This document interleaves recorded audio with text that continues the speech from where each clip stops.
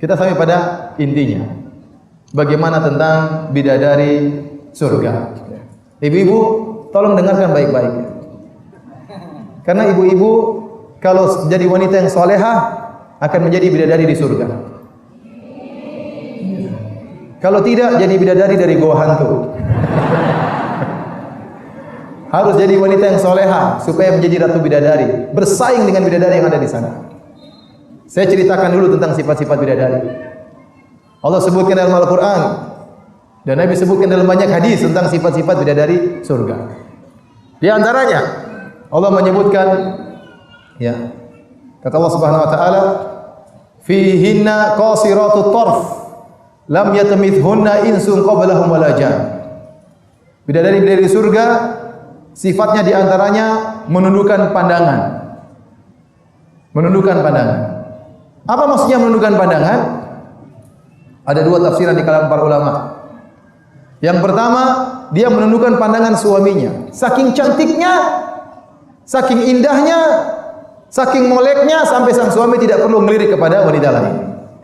Kenapa? Karena dia sudah puas dengan apa di hadapannya. Sangat cantik jelita. Tafsiran kedua, sang bidadari tundukkan pandangan dia, tidak pernah melihat laki-laki lain. Kenapa? Yang dia lihat cuma suaminya saja. Dia tidak pernah membandingkan suaminya dengan laki-laki lain.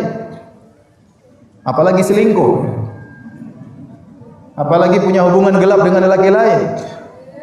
Apalagi berhubungan lewat Facebook, WhatsApp dengan kekasih lama. CLBK, cinta lama bersemi kembali. Cinta lama, apalagi bubarkan keluarga. Ini banyak terjadi, Ibu, hati-hati.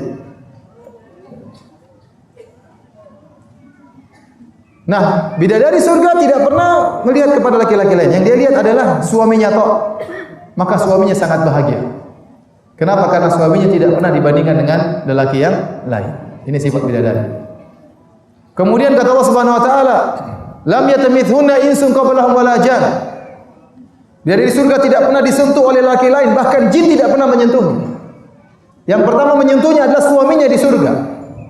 Dan wanita yang seperti ini cintanya kepada suaminya sempurna. Kenapa? Dia tidak tahu laki-laki lain.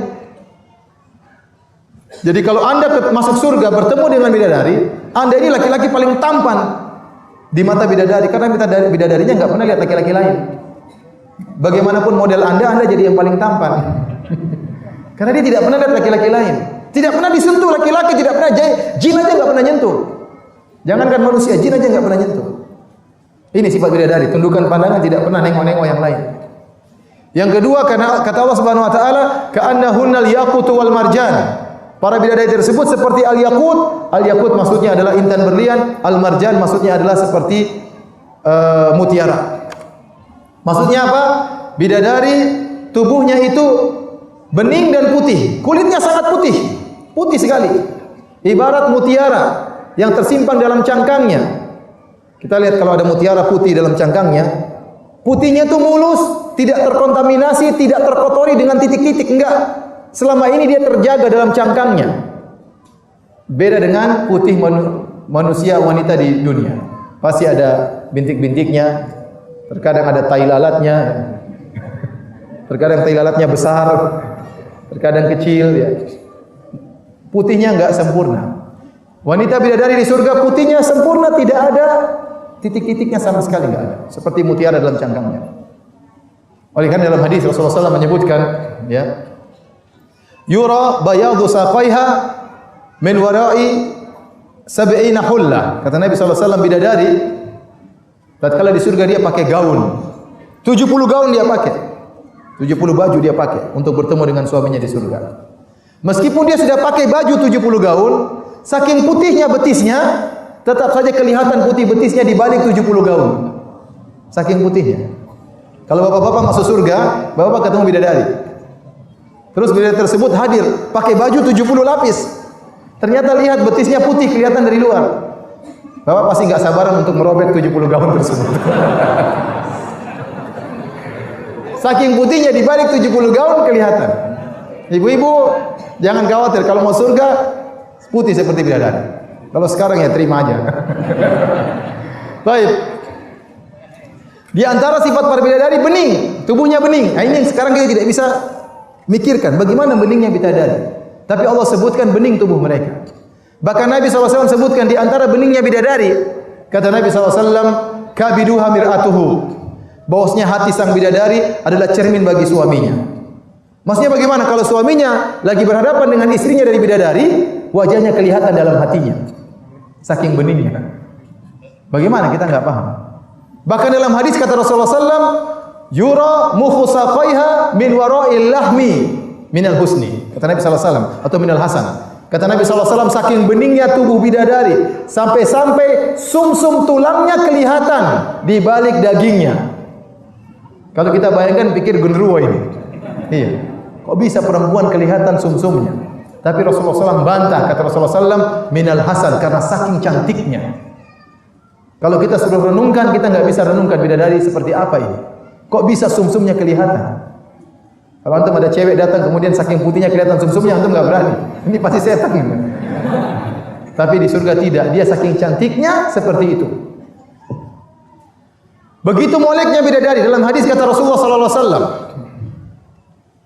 "Lau anna imra'atan min ahli jannah itala'at ala ahli dunya." Kalau ada seorang wanita dari penghuni surga nongol di dunia, la adha'at ma bainahuma, maka akan terang benderang antara langit dan bumi. Taruhlah Gunung Kidul mati lampu seluruhnya. Jam 10 malam. Keluar gelap, tidak kelihatan apapun. Tiba-tiba bidadari nongol. Nongol keluar wajahnya, terang benderang Gunung Kidul. Tidak pakai listrik ya. Luar biasa. Bukan cuma itu. Wala mala'at ma bainahuma riha. Bahkan antara langit dan bumi penuh dengan bau yang semerbak, yang harum. Kenapa keluar dari tubuh bidadari tersebut? Keharuman. Wajahnya bersinar, bercahaya. Ini sifat bidadari. Kata Nabi SAW, wala nasifuha ala ra'siha khairu minad dunya wa fiha. Kerudung yang ada di atas kepalanya lebih baik daripada dunia dan seisinya. Itu baru kerudungnya, lebih baik daripada dunia dan seisinya, apalagi pipinya. Ada yang bilang, Ustaz, tolong kirimkan kepada saya fotonya bidadari. Siapa yang mau difoto? Enggak ada.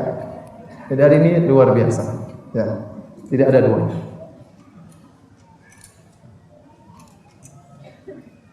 Mau lanjut sifat bidadari? Bidadari telah kita sebutkan, tidak ada baunya sama sekali, tidak ada kotorannya sama sekali. Dalam satu asar disebutkan, inna rajula min ahli jannah la yu'aniqa al-hura 70 sanatan la yamalluha wa la tamallu. Sungguh seorang lelaki penghuni surga akan memeluk istrinya dari bidadari selama 70 tahun. Dia tidak bosan dan istrinya juga tidak bosan. Peluk istrinya gitu. 70 tahun. Kenapa tidak ada baunya sama sekali? Coba kalau kita peluk suami kita, peluk istri kita sekarang, satu hari sudah baunya macam-macam. Coba aja kalau nggak percaya. Sehari aja. Udah bau ini, aroma mulai berubah, keringatan dan macam-macam. Ini 70 tahun dia peluk istrinya, tidak ada bau sama sekali, dia betah dan tidak bosan sama sekali. Kenapa? Karena istrinya adalah bidadari. Bahkan dalam Al-Quran Allah sebutkan, mohon maaf ini agak vulgar sedikit, tapi Allah sebutkan dalam Al-Quran, bahwasanya tubuh bidadari dijadikan indah. Sampai Allah Subhanahu Wa Taala menyebutkan di antara sifat para bidadari, wa kawaiba atroba. Ini jelaskan enggak Ustaz? Hah, jelaskan aja. Jelaskan saja. Kawaiba atroba, mohon maaf ya, bagi ibu-ibu maksudnya yaitu susah diungkapkan. Tapi saya bicarakan secara singkat. Maksudnya kawaibat roba, para bidadari di surga itu, mohon maaf, buah dadanya tidak ada yang begitulah pokoknya ya. Jadi sampai disebutkan tentang fisiknya, menunjukkan bahwasanya mereka sangat sempurna. Mereka sangat sempurna. Saya rasa sudah lah ya, jangan terlalu dalam. Oleh karenanya ibu-ibu yang dirahmati Allah Subhanahu Wa Taala, bapak-bapak sekalian, kalau ingin menjadi bidadari di surga atau menjadi ratu bidadari, maka bertakwalah kepada Allah Subhanahu Wa Taala. Dunia ini hanya kita hidup sebentar. Banyak kematian datang dengan tiba-tiba.